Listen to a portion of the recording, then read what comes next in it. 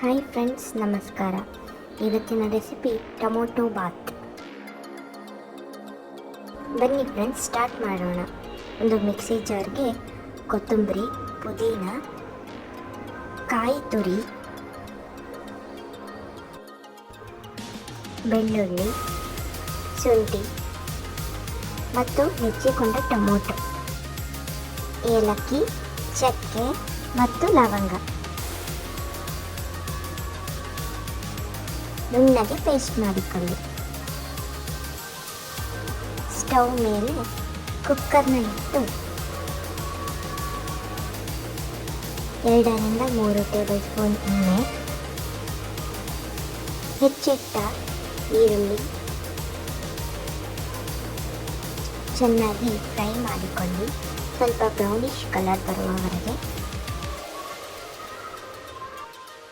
ಹೆಚ್ಚಿಕೊಂಡ ಈರುಳ್ಳಿ ಮತ್ತು ಕ್ಯಾಪ್ಸಿಕಮ್ ಹಾಕಿಕೊಳ್ಳಿ.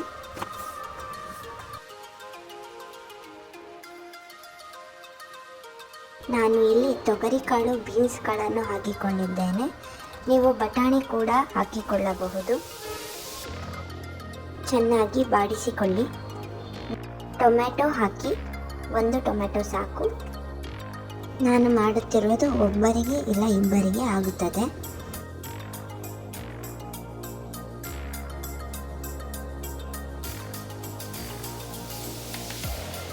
ಮೊದಲಿಗೆ ರುಬ್ಬಿಟ್ಟಿಕೊಂಡ ಪೇಸ್ಟನ್ನು ಹಾಕಿಕೊಳ್ಳುತ್ತಿದ್ದೇನೆ.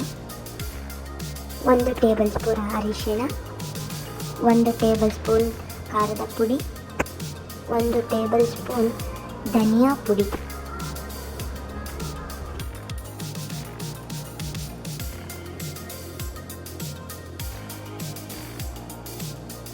ಫ್ರೈ ಮಾಡಿ ಮಸಾಲೆ ವಾಸನೆ ಹೋದ ನಂತರ ಜಾರ್ನಲ್ಲಿ ಇದ್ದ ನೀರನ್ನು ಹಾಕಿ ಚೆನ್ನಾಗಿ ಮಿಕ್ಸ್ ಮಾಡಿಕೊಳ್ಳಿ. ರುಚಿಗೆ ತಕ್ಕಷ್ಟು ಉಪ್ಪನ್ನು ಹಾಕಿಕೊಳ್ಳಿ. ತೊಳೆದಿಟ್ಟ ಅಕ್ಕಿಯನ್ನು ಹಾಕಿಕೊಂಡು, ನಾನು ಇಲ್ಲಿ ಅರ್ಧ ಪಾವ್ನಷ್ಟು ಅಕ್ಕಿ ತೆಗೆದುಕೊಂಡಿದ್ದೇನೆ.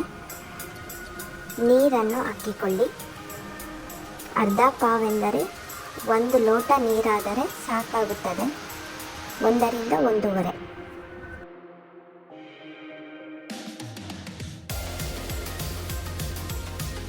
ಕುಕ್ಕರ್ ಲಿಟ್ಟನ್ನು ಕ್ಲೋಸ್ ಮಾಡಿ ವಿಷಲ್ ಆಗಲು ಬಿಡಿ.